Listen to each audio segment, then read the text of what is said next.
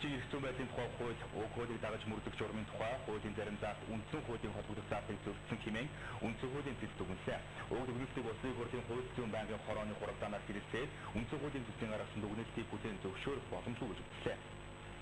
Хуульчийн эрх зүйн байдлын тухай хууль, уг хуулийг дагаж мөрдөх журмын тухай хуулийн зарим заалт нь хуульчийн эрх зүйн байдлын тухай хуулийн 3 дугаар зүйлийн 3.1-3, мөн хуулийн 19-р зүйлийн 19-6, хуульчийн эрх зүйн байдлын тухай хуулийг дагаж мөрдөх журмын тухай хуулийн 4-р зүйлийн 4.5, Монгол Улсын үндсэн хуулийн 1-р зүйлийн 2, 14-р зүйлийн 1, 2, 16-р зүйлийн 4, 19-р зүйлийн 1, 51-р зүйлийн 3 дахь хэсгийн холбогдох зүйл заалтыг тус зөрчсөн хэсэг маргааныг үндсэн хуулийн төслийн дундсуудлын хураалтаар хянах хэлэлцэх юм аа. За хянах хэлэлцээд үндсэн хуулийг зөрчсөн байна хэмээн үздэн тэгвэл уг дүгнэлтийг Улсын хурлын хууль зүйн байнгын хорооны хураалтаар хэлэлцэв.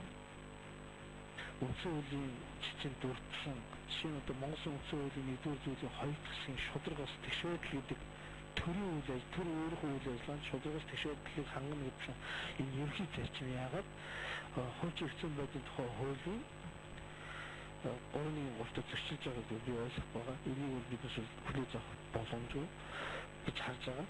Үндсэн хуулийн төслөөс хуульчийн эрх зүйн байдлын тухай хуулийн 3 дугаар зүйлийн 3.1-3 дахь заалтын хуульчийн мэргэжлийн үйл ажиллагаа гэж шүүх эрх мэдлийг хэрэгжүүлэх эсвэл шүүхүүдэд бусдын эрх хууль ёсны ашиг сонирхлыг төлөөлөн хамгаалж шүүн таслах ажиллагаанд оролцох болон бусдад хууль зүйн туслалаа үзүүлэхийг гэсэн нь Монгол Улсын үндсэн хуулийн 1-р зүйлийн 2 дахь хэсгийн шударга тэгш байдал төрийн үйл ажиллагааны үндсэн зарчим мөн 16 дугаар зүйлийн 4 дахь заалтын ажил мэргэжлийг чөлөөтэй сонгох хэрэгтэй. 51-р зүйлийн 3 дахь хэсэг заасан хууль зүйн дэд боловсралтай 3-аас доош жил мэргэжлээр ажилласан.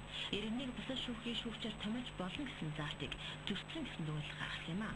Харин байнгын орогоор хэлэлцээд төслийн дүгнэлтийг хүлээн зөвшөөрөх боломжгүй гэсэн шийдвэрийг хууль зүйн байнгын хорооны хураалтаар гаргалаа.